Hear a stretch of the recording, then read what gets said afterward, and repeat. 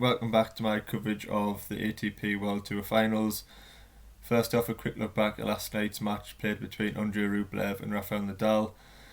Rublev's obviously had a breakthrough 2020. 23-year-old Russian had showed promise in the past, but I don't think anyone expected him to be as good as he has been this year. A year that he's won 5 ATP titles, second most wins behind Novak Djokovic, making his top 10 debut. Obviously, he's debuting at this event. And yeah, just a fantastic 2020. A player that certainly promises to have a fantastic future in the game and play out many classic matches. Definitely a major part of that next gen group now. A player that will be looking to win his maiden Grand Slam title, I'm sure, in 2021. In them 5 ATP title wins, he obviously played fantastic tennis and gained some career best wins, but he didn't play the level of opposition consistently that he's going to have to be this week. I think that definitely played in his mind last night. It wasn't the Rublev that we've seen so far in 2020. I think he was a little bit in his shell and just a little bit nervous out on court, which is completely understandable. His debut at this event and a Grand Slam event in the first, second and third rounds where you don't perhaps have to play your best tennis and you can still get through. At the ATP finals, you don't get time to do that. You have to be honoured from ball one. First match ever at this event and you're up against Rafael Nadal. Doesn't get much harder than that. So Rublev, I did mention on Twitter, although he didn't play his best and he was probably disappointed in his performance last night, he will improve a hell of a lot for that experience and I expect him to do much better against Tsitsipas and team. He's a player that fully deserves his place in the draw and I hope he does sign off the year in style and put in 2 good performances in the group stages. Nadal hasn't had a lot of success in the ATP World Tour Finals in the past, but started off very well last night. He targeted the Rublev backhand, which was a little bit shaky all night. Really used his forehand to full effect with topspin and aggression. Nailed the double-handed backhand very well. Served at 70% plus, which is rare for Rafa, but he served brilliantly, returned exceptionally well. Put constant pressure on the Rublev second serve, which gave Rafa many breakpoint opportunities, and Rublev never really looked like winning the match. It looked like he believed he could get back in the match, and Rafa coasted to a straight sets victory. Moving on to the match I've just done a live text commentary on, Novak Djokovic against Diego Schwartzman. These players had met 4 times, I believe, in the past, and Djokovic won on every occasion. The most recent one in the Rome Masters final, in which Djokovic won 2 sets to love, and you're thinking pre-match that if Djokovic has beaten Schwartzman a couple of months ago on a slow clay court, which is probably Schwartzman's favoured surface, that it was going to be very difficult to see him beating Djokovic on a fast hard court. The early signs were that Schwartzman was going to give Djokovic a great match. Djokovic struggled to settle early, didn't know whether it was down to nerves or just not timing the ball particularly well, but he missed a few routine backhands. Schwartzman actually gained an early break, went to the lead 2-1 in the opening set. But from that moment, Djokovic utterly dominated and produced a fantastic performance. As Djokovic usually does, he broke straight back. Got a hold of the love to moving the lead to 3-2, and from then he just seemed to run away with the match. We've seen it time and time again from Djokovic on a hard court that as soon as he starts to move up the court and dictate the play, then it's more or less impossible for a player to do anything about it. I think in the early stages, as I say, when Djokovic wasn't playing at his best, I think Schwartzman was happy to rally from deep with Djokovic and try and force the error. We know Schwartzman can develop pace, but he's a player that likes to rally from the back of the court and win the long grueling points. But Djokovic soon took that time away and he kept Schwartzman on the move. Every time Schwartzman got the short ball, Djokovic put him away, and Djokovic is just playing so well right now. Every part of his game is very, very good. He's serving at a high first serve percentage. The second serve, which was getting attacked early by Diego, he soon switched up. He found the deep second serve to keep Schwartzman deep in the court and giving him a short return, which Djokovic put away and won the points very quickly. Djokovic's double-handed backhand is just a weapon that he uses so well. Finds angles, hits winners down the line. His forehand looked very, very solid today. He had plenty of winners from that wing. The one slight criticism of Djokovic's game at the moment is his drop shot. It's just not a shot that I think suits Djokovic particularly.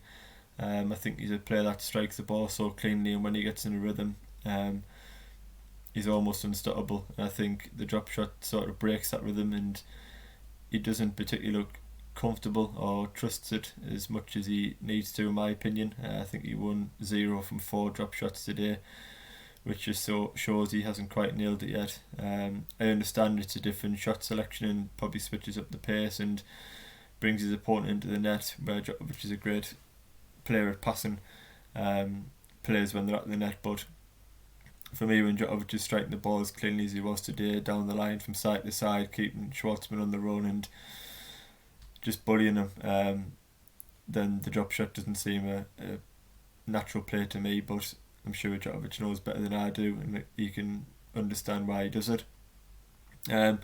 Set 2 was just more of the same. The writing was sort of on the wall. Djokovic gained an early break, and the more the match went on, the more Djokovic attacked the short ball with really aggressive, precise strokes, and Schwartzman couldn't really get his foothold in the match. He wanted to get up on the baseline and try and move Djokovic about and rattle off a couple of quick games, but as soon as the rallies went 2 or 3 shots, Djokovic was just pounding a shot into one of the corners and wasn't missing. There's so much margin for error with Djokovic. He just hits the ball so cleanly.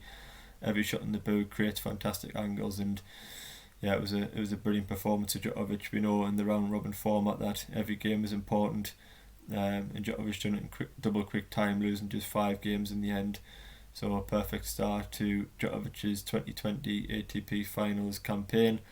As for Schwartzman, I think he played well in patches. I think he moved well, started the match incredibly well. I don't think you can be too disheartened with his performance. He's just up against the best hardcore player in the world who was on his game today. When he did get the chance to be aggressive, I thought his forehand looked very good. He moved Djokovic around. He actually served pretty well, but we know Djokovic, how good he is at returning, and when Djokovic began to read the first and second serve, then it puts enormous amount of pressure on Diego. No free points, Djokovic not making an error. Schwartzman really had to try and develop all of his own pace and hit winners, which was forcing errors. So it was a one-sided match in the end, as the scoreboard suggests, and as I've said, Schwartzman won't come against a player as good as Djokovic, probably in the draw. So I don't think he could be too disheartened. He's still got a chance of progressing through to the semi-finals. But a great start for Novak Djokovic, who claimed a 6-3, 6-2 victory. And finally, moving on to tonight's match preview, I will be doing a live text company of this match. I'll leave a link in the description below where you can find that, and also my Twitter account. But I'll be online from around 8 o'clock on Grand Slam Tennis Online to cover Alexander Zverev against Daniel Medvedev. These two players met just a couple of weeks back at the Paris Masters final. Alexander Zverev took the first set before Medvedev came fighting back to win 2-1. And before this tournament started, I fancied Alexander Zverev to go deep at this tournament. I think he's suited to a fast hard court when he's aggressive, moving into the net, serving like he has been at the Paris Masters when I watched him against Wawrinka, Nadal and Medvedev. He served it upwards of 70%. We know Zverev's got that bomb of a first serve, 135 mile an hour plus. If he can nail that in a fast hard court, it's going to be incredibly difficult for anybody to break his serve unless you've got the returning game of the likes of Nadal or Djokovic. Daniel Medvedev doesn't have that. So if Zverev can nail that first serve at 70+%, then I think it'll be difficult for Medvedev to break. I think Zverev has to move into the court, be confident. He won this title back in 2018. I think he has to take the match as Medvedev tonight. I think he's got the heavier ground strokes from the back of the court, and Zverev, similar to Tsitsipas, is a better player when he backs up the first serve with a big ground stroke, moves into the net. I think Zverev, for a player of his size, is very comfortable around the net, a great volleyer, and I think the shorter the points, the better for Zverev, and he doesn't want to get into long rallies with Medvedev, who is suited to that sort of style of play. As for Medvedev, I was reading a good article this morning on Daniel Medvedev, and I think he's a player that might have to adopt a different style in this event. He hasn't had success yet at the Tour Finals, and against the big players again, he hasn't had much success. And I think for Medvedev, he's a player that likes the long grueling matches and long grueling rallies, and against the low-ranked players, you're probably going to get the better of those. If you can not make the unforced errors and force your opponent to break down, then it's a good winning strategy for Medvedev. But if you're up against a player like Zverev or Tsitsipas or Team, Nadal, Djokovic, who he's going to be up against this tournament, getting the ball back in play and staying in rallies is not enough. We know the power that Zverev and Nadal and Djokovic can develop on either side, and Medvedev has to try and win points early. It's not to go against his own style, but I think he just needs to have a better balance, be more aggressive, take more risks, and to try and beat these opponents.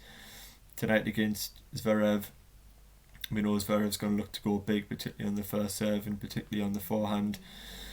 And I think Medvedev's going to be up against it. I think Zverev's been striking the ball fantastically well in Paris, as has Medvedev, but I don't know, I just feel in the fast hard court that Zverev's going to have the advantage of packing the bigger first punch in rallies, and that could be the difference. But I do think the match is sort of on Zverev's racket.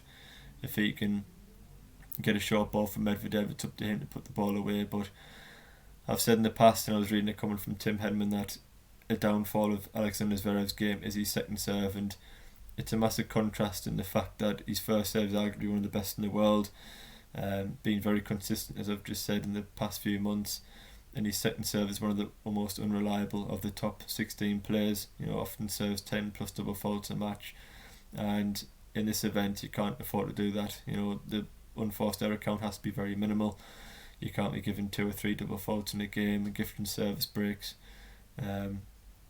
This match is largely, I believe, down to how Zverev's first serve is. If he can nail the first serve consistently, I think he wins it.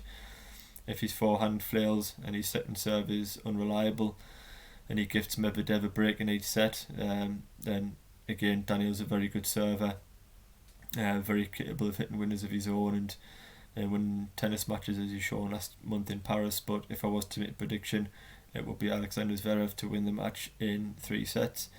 But it's a match I'm really looking forward to. I haven't seen as much of Medvedev as I've wanted to over the past couple of years, so I'm interested to see how he fares at this year's ATP finals, and just see if he can have that balance between hitting winners and his style of conservative, consistent tennis.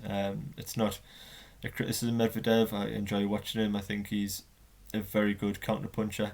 He's got very good court coverage and he does stay in points well. He's a great fighter on the court, but I do think against these top players he is going to have to take more risks and hit more winners if he is to beat them. But we'll find out tonight and the rest of the week.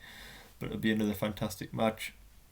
As I said during the video, I am covering that match live on Grand Slam Tennis Online, so we'll leave a link to that in the description below. Please subscribe, as I will be doing a video on this tournament every single day.